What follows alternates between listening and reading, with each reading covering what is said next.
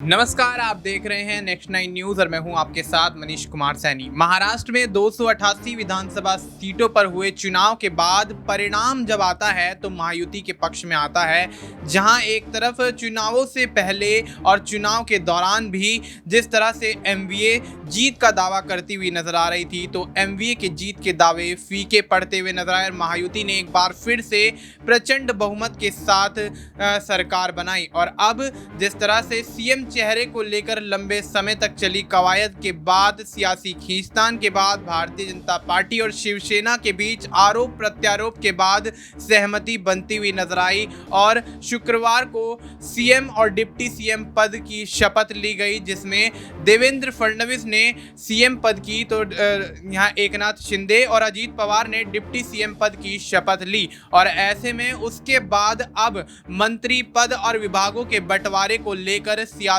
खींचतान लगातार जारी है, जहां एक तरफ अजीत पवार दावा करते हुए नजर आ रहे हैं कि उनको गृह मंत्रालय और तमाम बड़े मंत्रालय चाहिए, तो वहीं एकनाथ शिंदे ये कहते हुए नजर आ रहे हैं कि मुख्यमंत्री पद ना सही लेकिन बड़े विभाग तो हम भी चाहते हैं। लेकिन अब जिस तरह से महाराष्ट्र की राजनीति एक बार फिर से मंत्री पद और विभागों के बंटवारे को लेकर फंसती हुई नजर आ रही है, तो उससे कहीं ना कहीं महायुति एक बार फिर से एक दूसरे के खिलाफ तमाम दल यहाँ पर महायुति में माहौल बनाते हुए नजर आ रहे हैं। और इससे जुड़े तमाम यहाँ पर सवाल हैं, तमाम सवालों पर चर्चा करने के लिए हमारे साथ हमारे वरिष्ठ सहयोगी अमन सर मौजूद हैं। सर, बहुत बहुत स्वागत है आपका।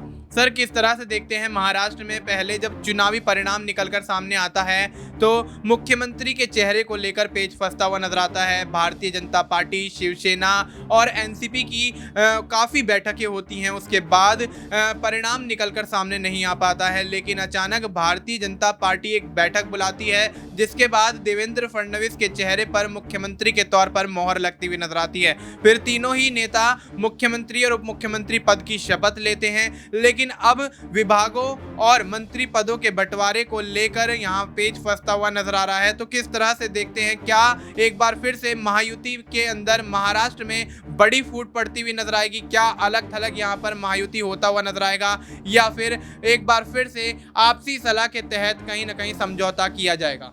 देखिए, बिल्कुल महायुति फिलहाल तो एकजुट नज़र आती है। आप देखिए कि शपथ ग्रहण समारोह भी हो गया है, भले ही अभी अनमने ढंग से कह सकते हैं कि चीज़ें हुई हों, लेकिन फिलहाल होती हुई नज़र आ रही हैं, क्योंकि तीनों ही पार्टियों के पास कोई विकल्प बड़ा मौजूद नहीं है। कह सकते हैं एकनाथ शिंदे वापस लौट कर जा नहीं सकते उद्धव ठाकरे के पास में, अजीत पवार का भी कुछ ऐसा ही हाल है। वहीं बीजेपी कह सकते हैं कि शिवसेना उद्धव ठाकरे के साथ में जाएगी तो फिर वही पुरानी जो कहानी शुरू होती हुई नजर आएगी। तो ऐसे में तीनों का अपना अपना दुख और अपना अपना सुख है, और यहाँ पर तीनों मिलकर अगर साथ रहें तो हो सकता है कि कुछ बेहतर होता हुआ दिखाई पड़े। महाराष्ट्र की जो राजनीति है, यहाँ पर फिलहाल जो सच्चाई है, हकीकत है, वो ये है कि महायुति पूरी तरह से पावर में है। एक बम्पर जीत उन्होंने दर्ज की। अगर यहाँ से पूरा का पूरा माहौल खराब होता है तो तमाम दलों को इसके ऊपर कह सकते हैं कि जो तो इनका मजाक बनाने का या इनके ऊपर तंज कसने का मौका मिल जाएगा। इसीलिए तीनों चाहकर भी अलग नहीं हो पा रहे। अब आप देखिए, शिंदे लगातार शुरू से नाराज थे कि भाई मुझे उप मुख्यमंत्री नहीं बनना है, मैं मुख्यमंत्री ही बनना चाहता हूँ। आप देखिए, प्रेस कॉन्फ्रेंस होती है, 2-3 बार प्रेस कॉन्फ्रेंस होती है,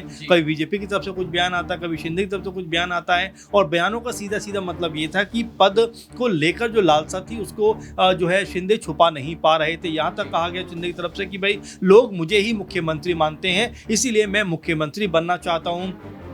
अमित शाह से जब उनकी मीटिंग होती है दिल्ली में, तब भी वो ये बात कहते हैं कि भाई कम से कम 6 महीने के लिए मुझे मुख्यमंत्री बना दीजिए। बीजेपी कहती है कि भाई हम आपको मुख्यमंत्री बनाएंगे ही नहीं, आप साथ रहो या मत रहो। तो ये तमाम ऐसी कवायद थी जो लगातार सामने आती रही। लगातार इसके ऊपर सवाल भी उठते रहे कि आखिर बीजेपी क्या अपने इस जो सहयोगी दल हैं, क्या उनको एक तरीके से प्रेशराइज करने का प्रयास कर रहा है? क्योंकि हमने देखा है कि जब जब बीजेपी का कह सकते हैं मतलब सीधा हो जाता है, मतलब निकल जाता है, तब कहीं वो अपने सहयोगी दलों को दरकिनार करते हुए नजर आती है। आप देखिए, हमने दुष्यंत चौटाला को देखा, हमने बिहार में मुकेश सहनी को देखा, इसके अलावा पशुपति पारस को देखा। ऐसे ढेरों एग्जाम्पल है जहाँ पर हमें नजर आता है कि बीजेपी को जब ये लगता है कि भाई बस इनसे अब हमारा काम पूरा हो गया, तो इनको सीधे धीरे से साइडलाइन कर दो। कुछ ऐसा ही हाल इस समय अब देखा जाए तो शिंदे के साथ भी नजर आता है कि उनको लाख कहने के बावजूद भी बीजेपी ने सिर्फ उप मुख्यमंत्री का पद दिया है और कहा है कि अगर आप लेना चाहते तो लीजिए ये पद, नहीं तो हमारे लिए रास्ता खुला हुआ है, क्योंकि अजीत पवार पहले ही कह चुके हैं कि भाई मैं आपके साथ हूँ,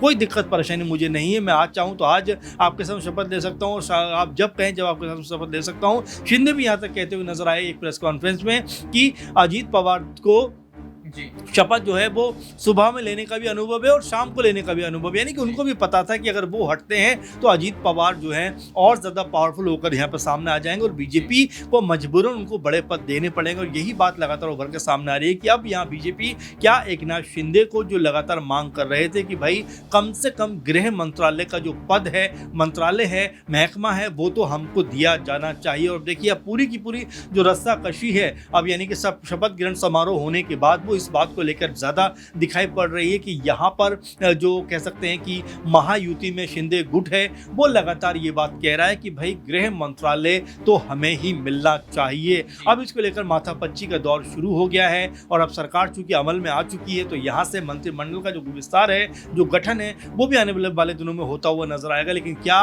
शिंदे को गृह मंत्रालय पद मिलेगा, महकमा मिलेगा? अगर नहीं मिलेगा तो यहाँ पर एक बार फिर बड़ी बगावत होती हुई दिखाई पड़ सकती है। जी बिल्कुल। तो ऐसे में शिंदे को गृह मंत्रालय अगर मिलता है तो यहाँ ठीक है, लेकिन अगर नहीं मिलता है तो बड़ी बगावत के आसार यहाँ पर देखे जा रहे हैं। और वहीं अगर बात की जाए साल 2020 की तो 2020 में हमने देखा कि कैसे रातों रात मुख्यमंत्री का चेहरा ही बदल जाता है और उद्धव ठाकरे मुख्यमंत्री की गद्दी पर आसीन होते हुए नजर आते हैं। तो इससे जुड़ा हुआ अगला एक सवाल रहेगा सर, क्या लगता है क्या वाकई यहाँ पर जिस तरह से सिर्फ उटव्वल की स्थिति यहाँ पर देखी जा रही है महायुति गठबंधन में तीनों ही दलों में मंत्री पद और विभागों के बंटवारे को लेकर, तो क्या लगता है कि 2020 का इतिहास एक बार फिर दोहराता हुआ यहाँ पर महाराष्ट्र में देखा जाएगा? क्योंकि जिस तरह की स्थिति अभी चल रही है तो तीनों दलों में आपसी सहमति तो सीधे तौर पर कही जा सकती है कि बन नहीं पा रही है। तो क्या लगता है क्या वाकई यहाँ पर रातों रात कुछ समय बाद मुख्यमंत्री का चेहरा तो नहीं बदल जाएगा? देखिए पहली बात तो ये है कि जिस तरह देवेंद्र फडणवीस अभी मुख्यमंत्री बने हैं, इस तरह से मुख्यमंत्री 2020 में ही बने थे और 8 दिन के मुख्यमंत्री रहे थे, उसके बाद उनको अपना पद छोड़ना पड़ा था। यानी कि देखिए गठबंधन की जो सरकारें होती है मजबूरी की सरकार होती है, जब तक आपकी जो अंडरस्टैंडिंग है मिल रही है तब तक सब ठीक चल रहा है, लेकिन जैसे ही आपसे आपकी कह सकते हैं अंडरस्टैंडिंग नहीं मिलती तो वो सरकार धराशायी हो जाती है। और यही बात यहाँ पर भी लगातार कही जा रही है कि क्या जो कह सकते हैं शिंदे गुट है या जो अजीत पवार गुट है जिनकी ऐसा लगता है कि देवेंद्र फडणवीस के साथ में उतनी कह सकते हैं बेहतर अंडरस्टैंडिंग नहीं है, तालमेल नहीं है, तो क्या यहाँ पर कोई बड़ा फैसला ये दोनों दल लेते हुए नजर आ सकते हैं? अजीत पवार को तो हमने देखा है कई बार वो देवेंद्र फडणवीस की बातों को लेकर या उनके बयानों को लेकर सीधे तौर पर कटाक्ष करते हुए नजर आते हैं। वहीं एकनाथ शिंदे को लेकर भी ये कहा जाता है कि वो भी देवेंद्र फडणवीस के मुख्यमंत्री बनने को लेकर खुश नहीं है। खबरें तो इस तरह की भी आई थी, उन्होंने यहाँ तक शर्त रखी थी कि देवेंद्र फडणवीस की जगह किसी और को मुख्यमंत्री बना देंगे तो हमारा समर्थन पूरा आपको रहेगा। तो इस तरह की बातें लगातार निकल के सामने आई हैं मनीष, और जाहिर बात है कि यहाँ पर देखिए तीनों दल हैं और तीनों की विचारधाराएं डिफरेंट किस्म की हैं। तीनों को एक साथ लेकर चलना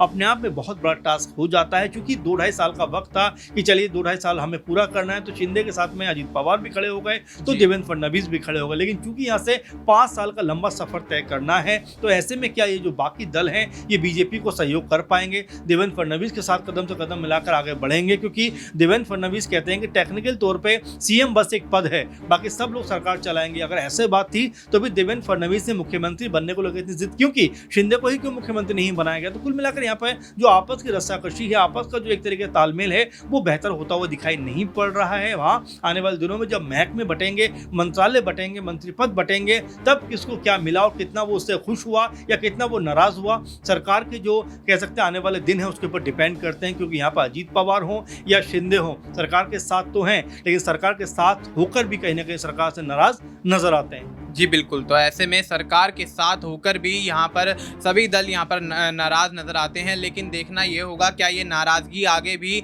बरकरार रहेगी या फिर आपसी सहमति के चलते महायुति गठबंधन एक सुचारू रूप से सरकार चलाने में कामयाब होता हुआ महाराष्ट्र के अंदर नजर आएगा।